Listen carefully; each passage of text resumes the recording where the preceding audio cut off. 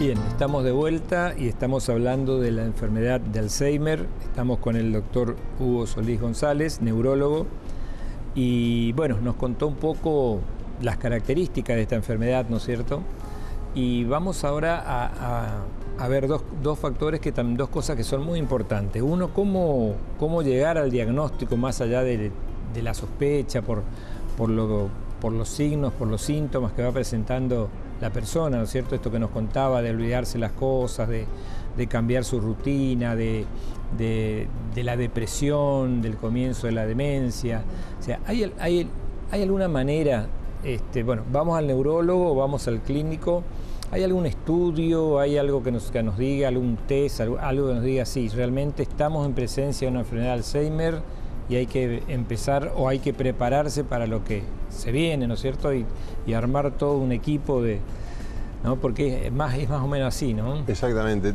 El diagnóstico tiene distintos pilares, pero lo más importante es saber que por el momento el diagnóstico es clínico. Clínico. Ajá. El diagnóstico se hace en base a una buena anamnesis, un buen interrogatorio, saber que es algo que ya tiene una historia, que no es un episodio aislado, sino que se viene repitiendo.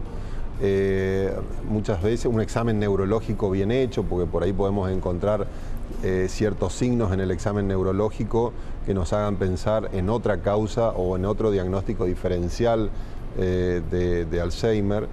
Pero una vez que esto fue hecho, muchas veces acudimos al estudio neuropsicológico, Ajá. que para nosotros es algo muy importante, la batería neuropsicológica, donde una neuropsicóloga nos va a hacer va a evaluar la memoria en distintos aspectos, las funciones cognitivas, y nos va a poder decir en qué áreas notamos que hay más pérdida de la función o hay más deterioro.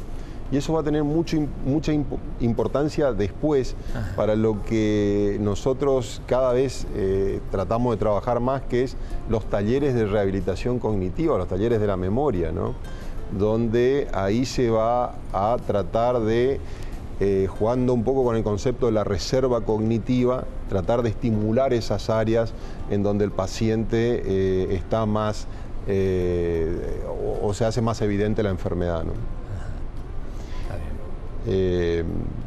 Bueno, también un poco aprovecho para hablar de esto de la reserva cognitiva y de una capacidad que tiene el cerebro, que es la neuroplasticidad, ¿no es cierto? Si bien las neuronas no se reproducen, tiene una capacidad que es la de formar conexiones entre ellas, y eso se ve y se plasma día a día. Sí. Esas conexiones que son como autopistas que se van formando, y cuando el ambiente es más rico en el sentido de estímulo cognitivo, personas que estudian idiomas, personas que han podido acceder a distintos niveles de estudio o que tienen curiosidad intelectual, la música, deporte, en fin, una variedad. Esas son como mayor cantidad de cables o de autopistas que va a tener.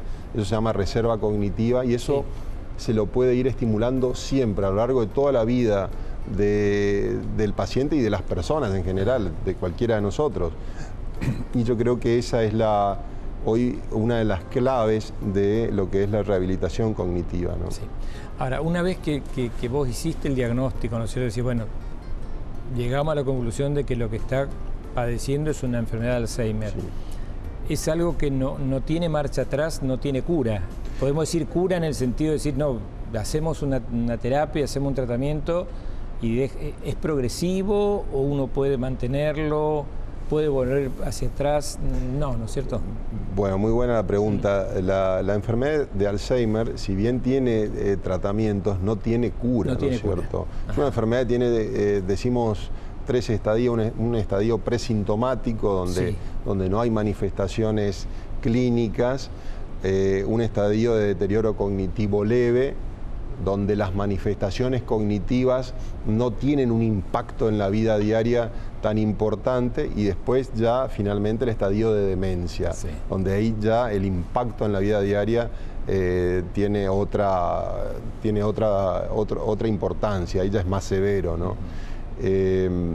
y por el momento no hay un fármaco, no hay en el mercado que pueda curar la enfermedad, pero lo que sí logran los fármacos que hoy tenemos en uso es enlentecer o ralentizar un poco el proceso de la enfermedad, ¿no? Sí. Tenemos expectativas con los resultados que puedan haber ahora de los últimos trials de fármacos monoclonales, a ver qué resultados hay, ¿no? Pero por el momento ralentizan la enfermedad. Sí. Bien.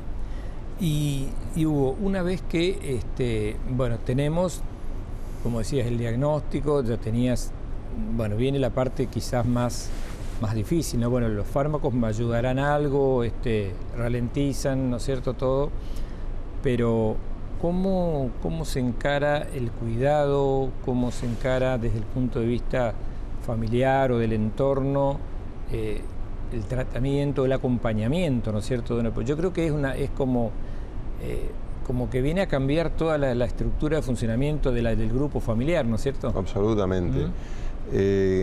Bueno, es un punto, yo creo, medular en cuanto a una vez que está hecho el diagnóstico, cómo se va a organizar esa familia para llevar adelante y para transitar las distintas etapas que tenga que vivir con su familiar, con su ser querido que tiene demencia o que tiene un deterioro cognitivo. Bueno, es muy importante ahí la figura muchas veces del cuidador también, ¿no es cierto? Por ahí vale la pena recordar que prácticamente 2/3 de los cuidadores de los pacientes son de sexo femenino, son mujeres, ¿no?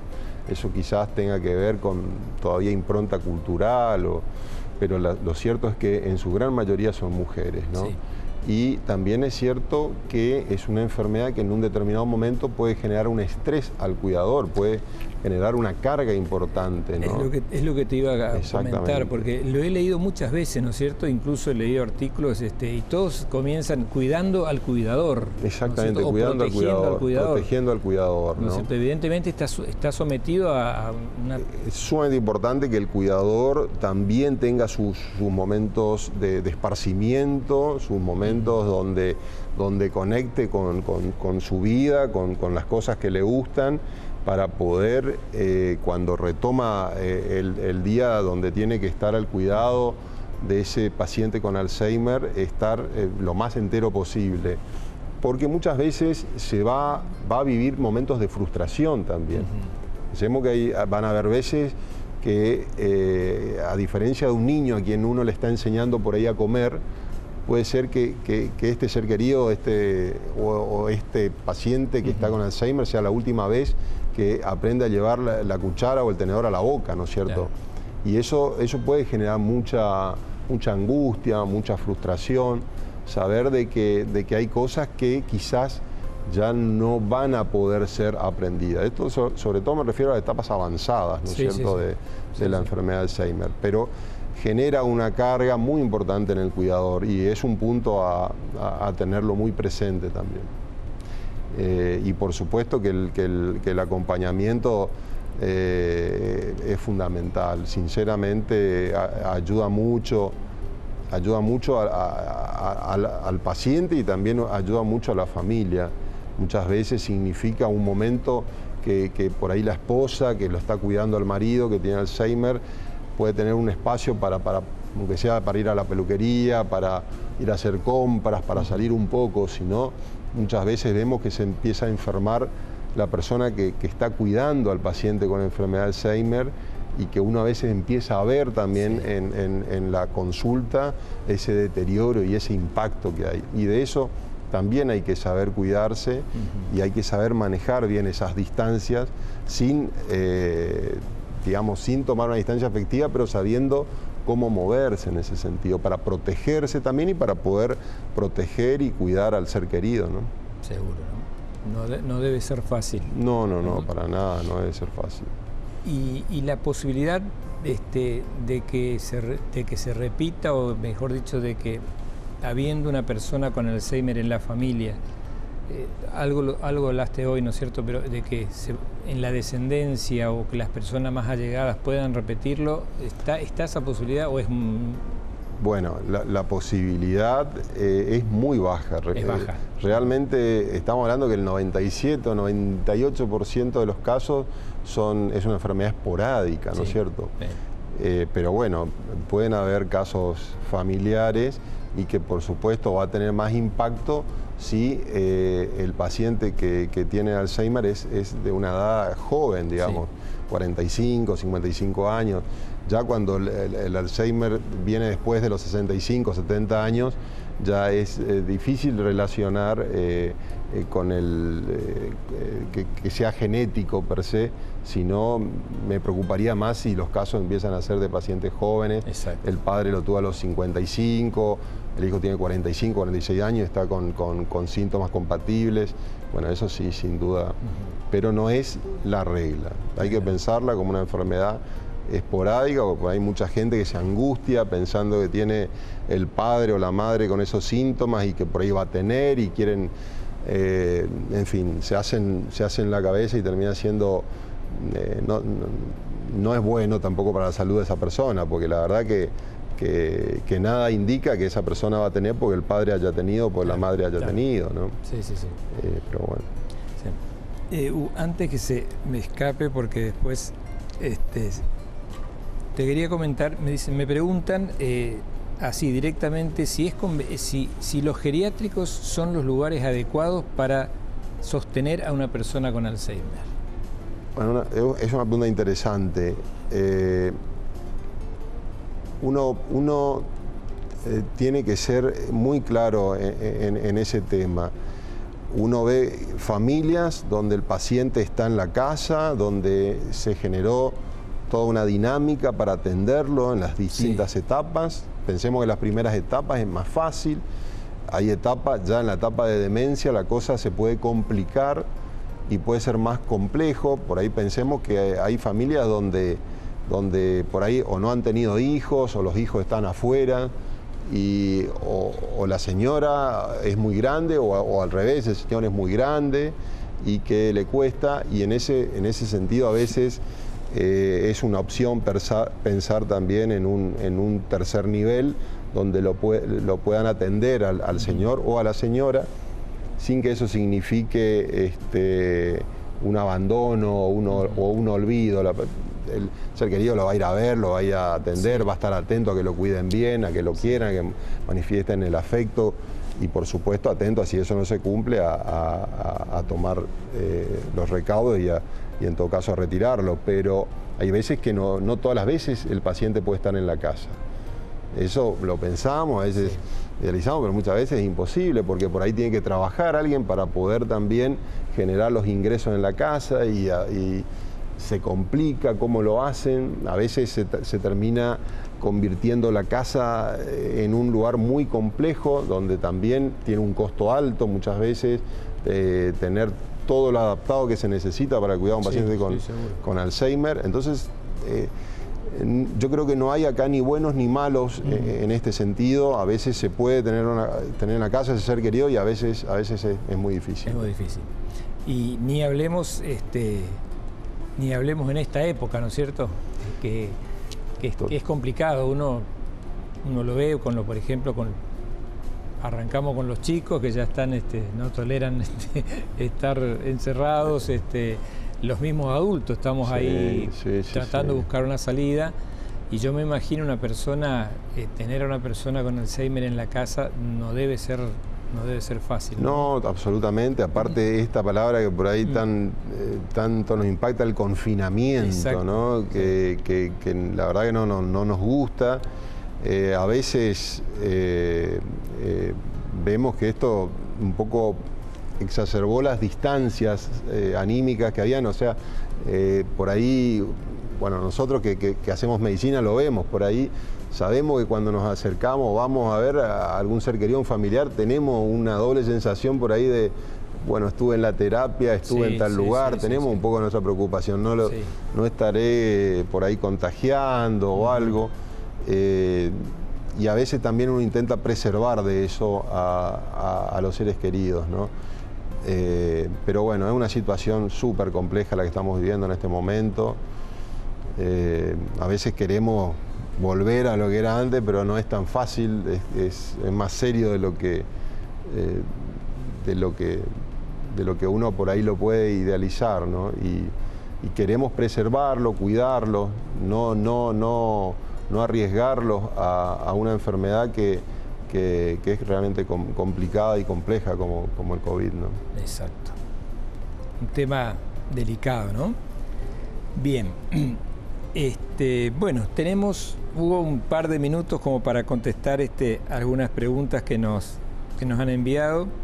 Y primero te comento que obviamente que hablar del tema no es fácil, es complicado porque, bueno, a todos siempre algo de cerca nos toca. Sí, y yo me imagino, vos también que estás todo el día con estos pacientes así, ¿no es cierto? No debe ser fácil, ¿no? Porque a veces es me imagino la gente que te consulta y, como insisto, ahora yo lo veo como decía, en este confinamiento que estamos pasando, hay procesos que se agudizan, hay procesos que se perpetúan, hay gente que ha perdido su eje, ¿no es cierto? Está complicada, ¿no? Sí, absolutamente. Y uno también absorbe gran parte de todas estas cositas, ¿no? Así que bueno, hay algunas preguntas que yo te agradecería si las podemos cómo no, sacar. Vamos a ver, sacarnos. Bien.